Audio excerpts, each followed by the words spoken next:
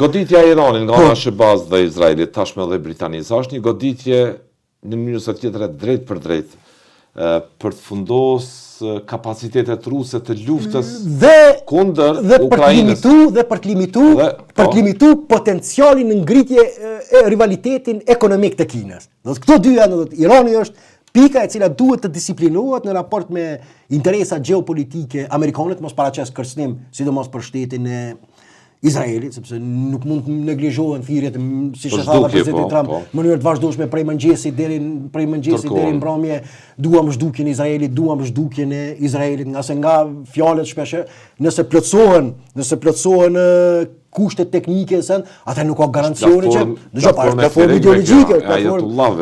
ideologjike, atë nuk ka mos siguri që e njëjtat mos mund të ka ndodhur, pra në këtë drejtim do të janë pak a shumë. Ndërkohë sjellja do të goditja ndaj shpreh edhe ana tjetër, do të goditja ndaj vendeve të rajonit, për mendimin tim ka qenë një gabim jashtëzakonshëm i Iranit, nga se shumë prej atyre vendeve në mënyrë të vazhdueshme kanë tentuar, edhe duke ndikuar, siç po tham duke i lexuar mediat ndërkombëtare, se nuk kanë burime të tjera, kanë tentuar në mënyrë të vazhdueshme që ta mbajnë gjallë procesin e rrezin armiqësisë se hapi Irani dhe me tjera, që nuk ka ndodhur. Dëgjoj, po është skandaloze. Nuk është që ka qëndruar në raporte më njëra merret, por ti sulmoj ato vende. Dëgjoj, është dhe çka shpreh. Kuvajtin, Katarin, Arabinë Saudite, Emiratet e Bashkuara Arabe, sulmin që bëri në Evropë, në Çipro. E para kanë qenë dy tendenca kryesore në lindjet e mesme kohën e fundit, një sidomos këto në xhirin Persik Arabia Saudite që po bën përpjekje të jashtëzakonshme për modernizim, të mos flasim për vende tjera, Katari, Dubai, që shndrohen në qendra gravituese të kapitalit botëror dhe që nuk kanë qenë asnjë lloj çfarë rreziku Katari dhe Dubai ka për Iranin. Asnjë lloj rreziku. Asnjë lloj, pikërisht mënyra sulmi ndaj Dubait e reflekton këtë zellin ideologjik dhe fanatik të regjimit në fuqinë të Ayatollahëve në Azi. Që të goditet modernizmi, goditet përpjekja për ta nxjerrë atë rajon nga situata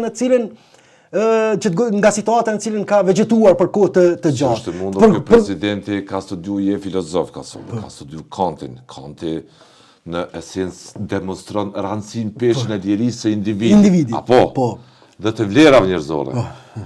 Dhe të atyre që e përfaqësojnë moralin në shoqëri. Si është e mundur njëri të vjen grackën e një platforme vrastare ideologjike që mëton zhdukjen e tjetrit. Tash klima do të thotë apo për presidentin e të Iranit. Po, presidentin e Iranit. Po ndëgjoj, po tash ajo është sepse edhe mënyra se si zhvillohet se sistemi në Iran është shumë kompleks nga ajo që kam parë. Një lloj demokracie, një lloj gjoja demokracie parlamentare, në anën tjetër është garda revolucionare, janë garda revolucionare e cila ka edhe pushtet moral të jashtëzakonshëm kanë Ayatollahët, po. Dëgjoj, tash Ayatollah dhe ajo që do thotë vreja, do thotë eliminimi si shtat juaj tër infrastrukturës. Gjithë hierarkia më transmetuese. Dëgjoj, i gjithë infrastrukturës do thotë dëshmon për aftësi të jashtëzakonshme në këtë rast, sepse pjesën mos harrojmë, janë dy drejtime janë duke u zhvilluar sulmet.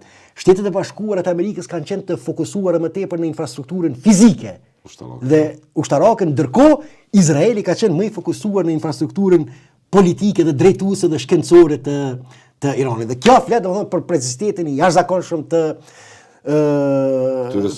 sulmeve, veçanërisht për aftësinë depërtuese të Izraelit brenda kapilarëve të sistemit në Iran. Si është përnda fotografia e Ayatollahut të vrarë, dikush tjetër.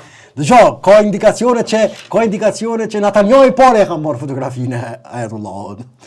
Dhe në zemrim e sipër, ky regjim i Ayatollahëve po sulmon gjithë aleatat. Po ata të cilët kanë shëbave në xhirin Persik. Po e dëshmon forcën e tij destruktive, sepse dy forca kanë qenë dinamike në rajon.